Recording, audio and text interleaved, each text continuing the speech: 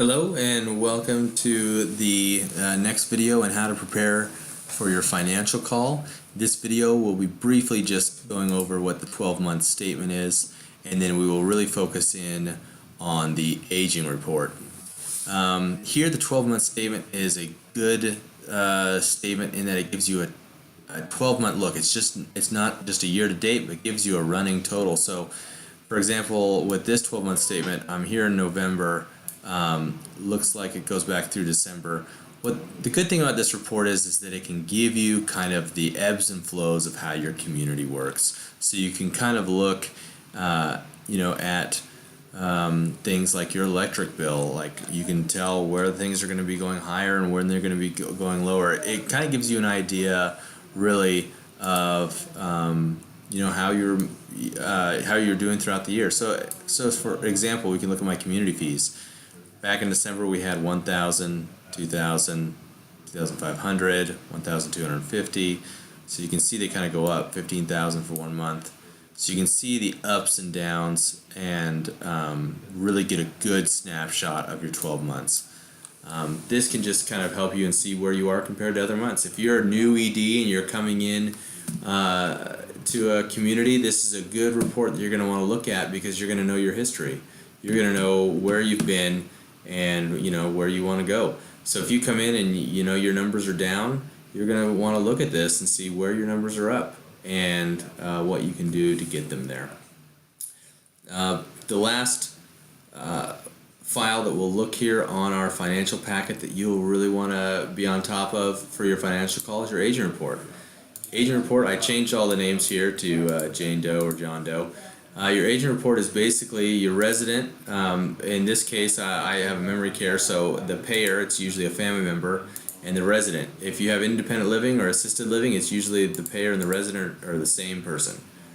And what you're going to want to know is who owes you money. So you go over here, and you're going to look. You're going to go up down here, and you're going to find out, who owes you money and why. So, like for example, right here on this one, I'm going to want to look at why does this person owe me more money?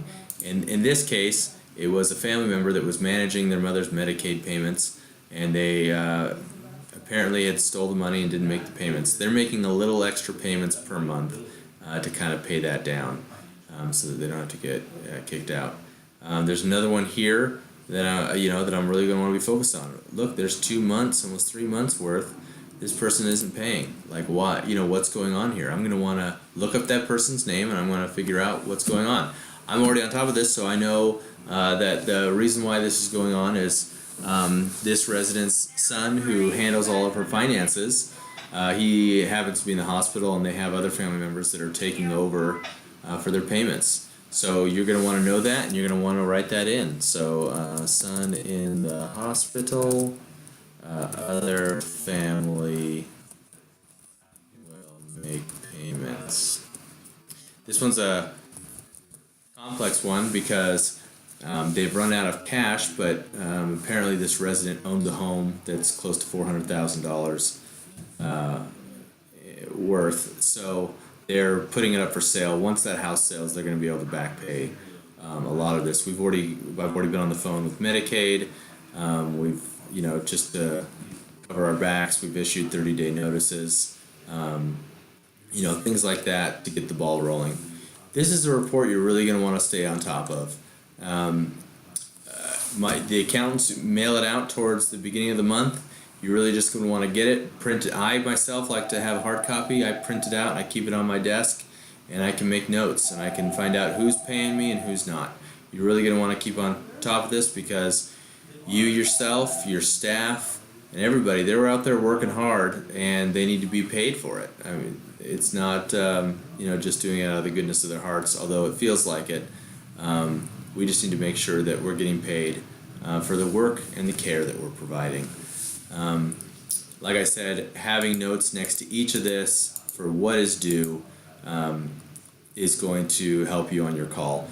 So that when they go through and they ask you, hey, so what's going on with John Doe? Why do they owe $11,000? I have my note right here. I already have my explanation. And I have my action plan on what I'm going to do. I've already talked with the Medicaid caseworker. I've talked with the new family members that are taking over. We put them in touch with a senior attorney, lawyer. They're even looking at taking out some sort of reverse mortgage until the house sells so that they can pay us to current prior to the house selling. So we've got our options here of what we're trying to do. I'm not going to go through each one on this video, but you're going to want to go through each one of these and figure out who owes you and who doesn't. Good thing about printing this report out from the beginning of the month is that when it comes time for financials the next month, you've already got your notes in place written out. Here, you can type them in right here, and then you'll be able to explain it away. This report is going to come back to our key indicator report.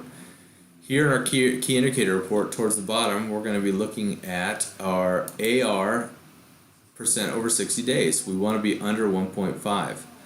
I am at 1.64, so I'm a little over. That means 1.64 of all percent of all the money that I'm supposed to collect is over 60 days old, and the way to lower that number is to collect the money that's owed. So AR percent over 60 days, that has everything to do with this right here. So if I start collecting this money, all that percentage is gonna go down, and I'm gonna be looking good on my key indicator.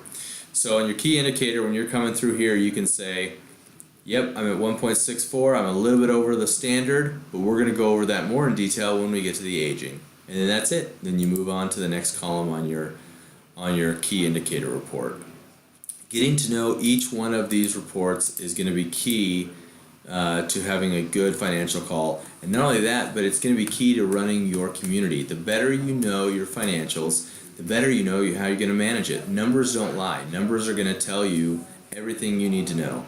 If you have a high turnover rate, your percentage, for example, right here, when your turnover is a lot, you're going to be spending a lot more money on training wages because you're going to be constantly hiring people. Not only that, your care might go down. You might see more move-outs because of it. That's going to trigger it. All these numbers are somehow connected, and you need to know how they connect. The glossary is going to be a great tool for you to read and see how they all intertwine. You can look at your turnover. You can go in and find it on your glossary. Scroll down to the T's. There it is, and we've got kind of an explanation of what it is and how it affects lots of different areas of your financials. Take the time to study your financials, take the time to go through it, because when you do that, you can grasp what needs to be done moving forward to improve your community. It's really easy to be an executive director when things are going well. What really makes the good executive directors great are when things aren't going well, and the actions you take to make improvements. And your financials are always going to be able to tell you what you need to do and what areas need improvement, and then you just need to go out and do them. So that is the review of our financial report and the statements that you get. My name is Aaron Hill. If you have any questions, feel free to email me or your regional for more questions. Also, if you see some terms that are on the financial report that aren't on the glossary, just shoot me an email. It's going to be an ever-increasing glossary. I want to get as much stuff on there as possible, so if there's anything I missed, feel free to let me know. And thank you.